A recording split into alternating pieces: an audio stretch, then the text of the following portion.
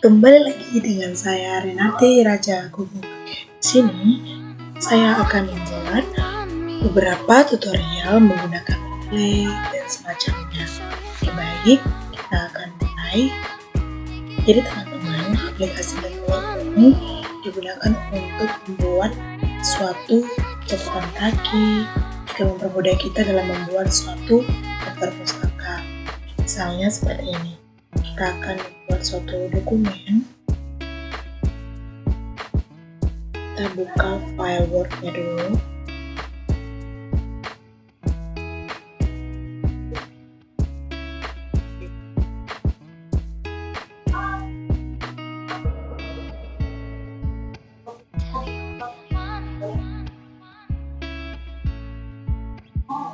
Setelah filenya terbuka, kita akan membuat suatu esai tentang pendidikan begitu. Jadi di sini untuk mencari referensinya saya sudah mengupload beberapa jurnal ke Mendeley. Buka dulu aplikasi Mendeley-nya.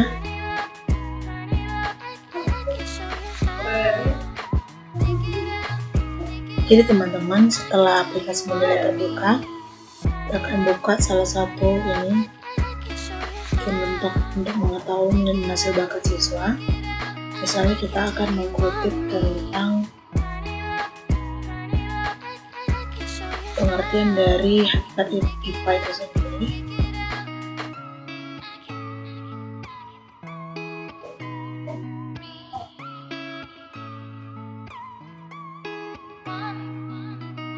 Lalu kita masukkan ke file kita. Nah, untuk mendapatkan ini kita masukkan juga catatan kakinya. Misalnya gini. Ini kan nama jurnalnya adalah meningkatkan hasil. Ini kita salin saja judul jurnalnya. Kembali ke Word, kemudian kita klikkan bagian referensi, masukkan insert citation, masukkan yang kita salin tadi. Nah, lalu juga untuk menambahkan halaman, klik OK.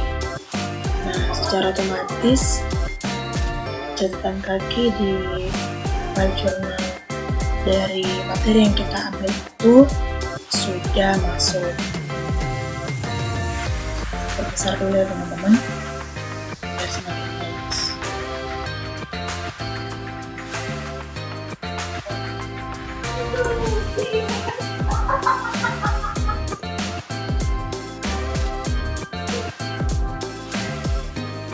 Ya, kira-kira seperti itu ya teman-teman.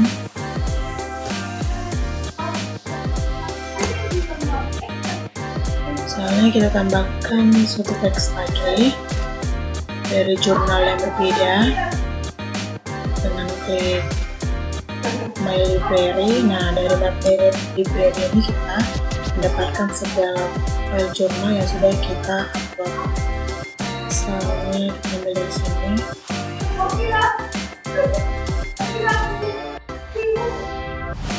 Nah, dari sini kita boleh ambil dari materi ini dan kita masukkan lagi ke dokumen kita. Nah, untuk menambahkan catatan kakinya boleh menambahkan judul jurnal seperti tadi dengan klik referensi mau insert citation, tambahkan judul tadi, lalu tambahkan halaman yang tempat kita kutip, klik enter.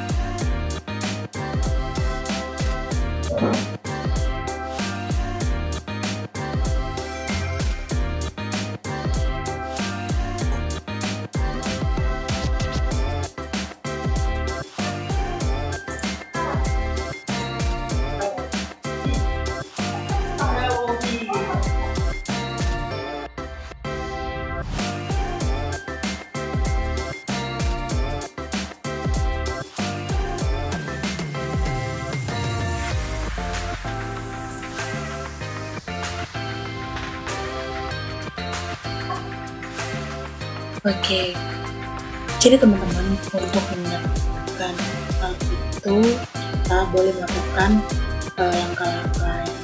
Jadi boleh mengupload jurnal dulu dari Kementeriannya, kemudian kita menambahkan catatan kaki dari materi yang sudah kita upload. Kita upload dulu semuanya untuk suatu dokumen yang rapi. Nah, untuk mendapatkan data secara otomatis kita boleh langsung mendapatkan dari sini bagian referensi, kemudian klik insert bibliografi, maka secara otomatis data pustaka kita sudah jadi kita tidak perlu lagi untuk secara manual begitu buat daftar pustaka.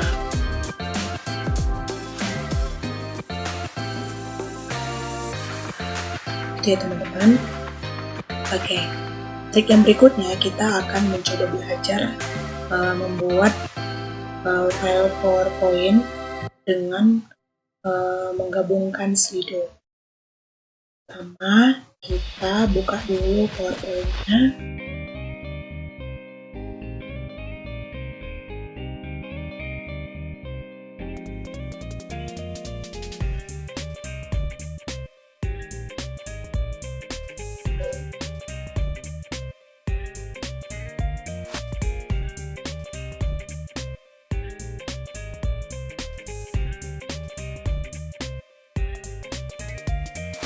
Nah, perlu teman-teman lihat dulu bahwa PowerPoint saya sudah terembed dengan Slido. Jadi aplikasi Slido ini adalah satu jenis aplikasi yang di dalamnya kita bisa lebih memvariasikan cara belajar kita. Dengan aplikasi Slido ini kita bisa membuat pertanyaan dengan mengembedkannya ke dalam komputer kita. Contohnya dengan klik saja Slido ini langsung.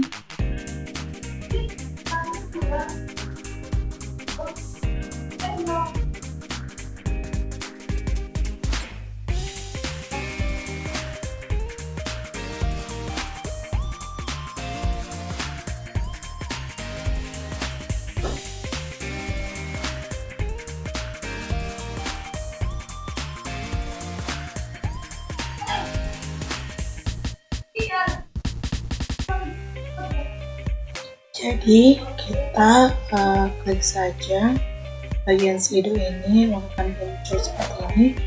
Untuk menambahkan ini di bagian slide ini, klik multiple choice. Di sini kita akan buat karena di sini saya akan membuat PPT tentang diffraksi cahaya, maka kita akan buat pertanyaan juga tentang diffraksi cahaya. Misalnya apa ya yang kamu ketahui tentang cahaya, seperti itu. Kemudian tambahkan option. Atau boleh juga menambahkan gambar di sini ya. Oke, kita akan menambahkan satu opsi untuk jawaban ini, karena cahaya adalah elektromagnetik. Boleh tambahkan lagi bahwa cahaya adalah foton atau cahaya tidak terdefinisikan. Nah, ketika opsi ini sudah selesai, tinggal klik Add to Presentation, sehingga akan menjadi tampilan seperti ini. Nah,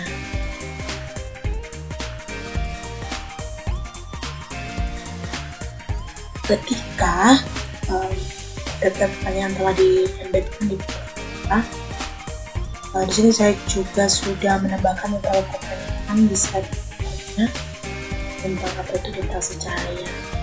Nah, di sini juga saya sudah tambahkan beberapa materi diffraksi cahaya. Kalau teman-teman ingin menambahkan slide baru, tinggal duplikasikan slide. Seperti itu, boleh menambahkan materi tentang diksi. Misalnya, di sini kita buka Google kita dulu, kita cari tentang teori tentang diffraksi. Kalau misal mau menambahkan contoh-contoh dari diffraksi sendiri,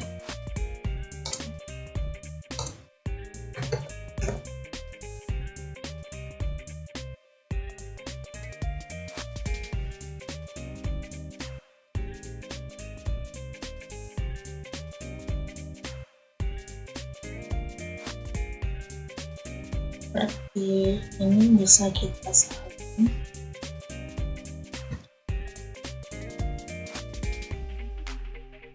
Bukan di PPT kita.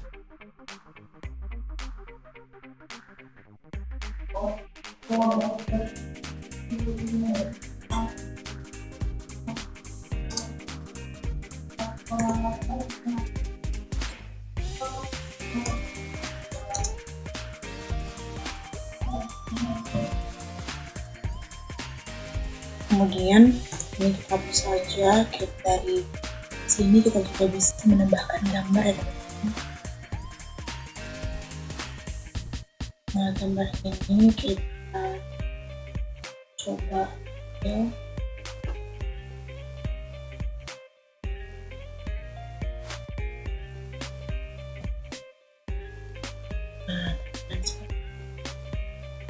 Nah, teman-teman mau menambahkan contoh lagi, duplikat saja kembali slide-nya. Yang lagi contohnya.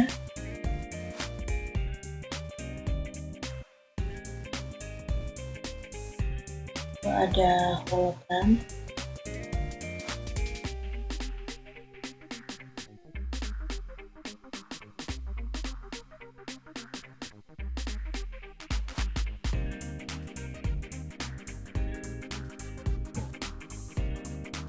Kemudian teman-teman bisa melihat gambarnya.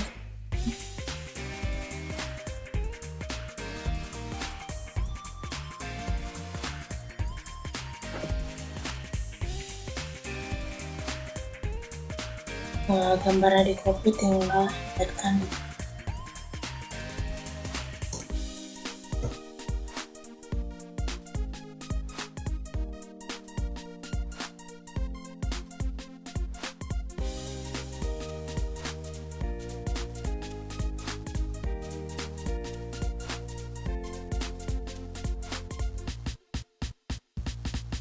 Jadi bentuknya kira-kira seperti ini.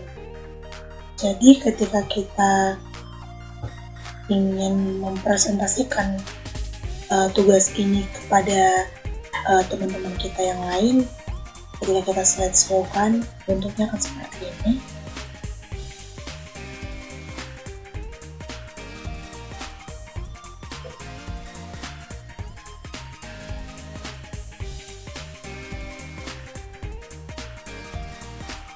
Nah, bentuknya akan seperti ini teman-teman.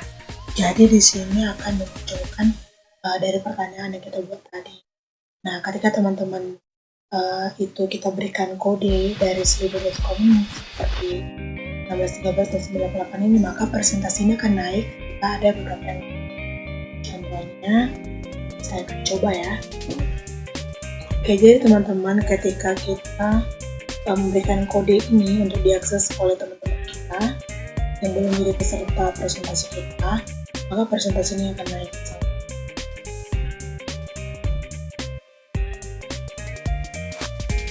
Nah, ketika ada yang memilih bahwa cahaya itu adalah foto, maka presentasinya akan naik di sini. Jadi kita bisa melihat siapa-siapa aja yang boleh ikut dalam polling ini gitu teman-teman. Kemudian kita next slide kan, tampilannya akan seperti ini.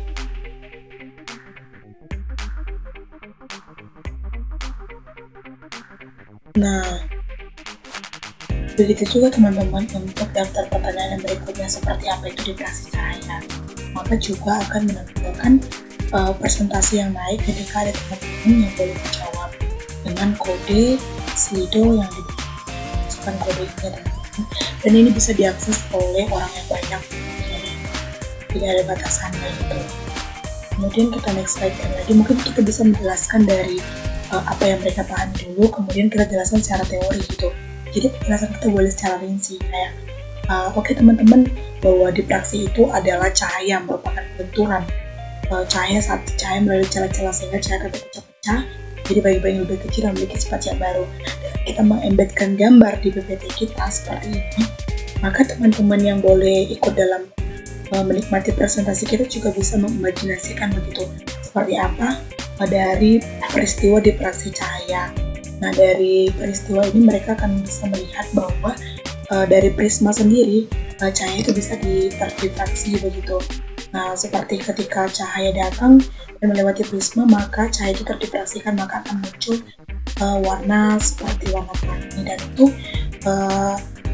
memiliki spektrum ya teman-teman, seperti warna merah, kuning, dan itu semuanya punya spektrum dari yang tertinggi maupun terendah frekuensinya gitu.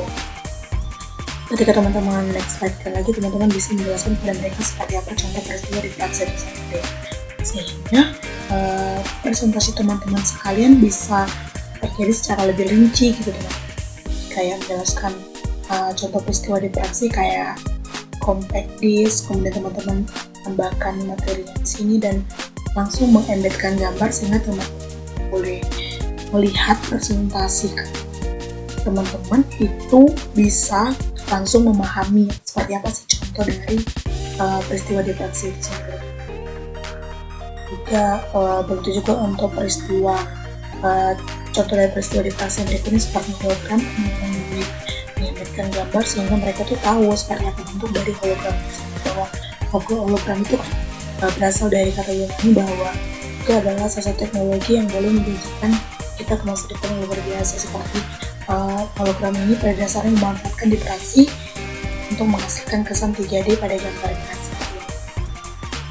Nah, jadi teman-teman, kita boleh mengusahakan tampilan PPT kita ada gambar, juga ada memberikan pertanyaan, itu juga bisa salah satu inovasi pembelajaran sehingga presentasi kita tidak monoton gitu. Jadi teman-teman, ini sangat baik untuk boleh lebih dikembangkan lagi karena bisa menginovasikan pembelajaran, karena kan output kita sendiri kan yang menjadi guru fisika gitu. Jadi ini bisa salah satu jadi bahan referensi kita untuk boleh menginovasikan pembelajaran sehingga metode cara ataupun cara mengajar kita itu bisa lebih bervariasi untuk membangkitkan motivasi belajar siswa kita. Kembali lagi dari dokumen yang telah kita buat, ini ketika tadi kan kita sudah membuat Mendeley gitu kan untuk membuat referensi. Nah, ini tuh bisa kita rapikan lagi menggunakan ini. Kita akan datang kiri dengan menambahkan formnya dan juga ukurannya. Jadi banyak sekali suatu referensi yang boleh kita gunakan untuk membuat suatu penggunaan teknologi yang baik. Jadi teman-teman, supaya tampilan PPT kita juga akan lebih menarik, kita juga bisa melakukan desain dengan memilih di bagian desain di bagian ini, bagian layar PPT kita. Kemudian tinggal kita cari saja bagaimana template tadi. Kalau di scroll bisa menambahkan seperti ini, dia akan secara otomatis menyesuaikan dengan desain yang ada gitu. Saya misalnya menuliskan itu bervariasi gitu. Kita memakai desain yang ada, jadi tidak membuat tampilan PPT kita monoton gitu ya teman-teman. Oke, banyak banget format dari PPT yang bisa kita gunakan. Jadi intinya kita mengasalkan kita mau belajar aja ya, dan video ini juga perlu dipelajari sehingga kita bisa menambahkan suatu bahan percakapan di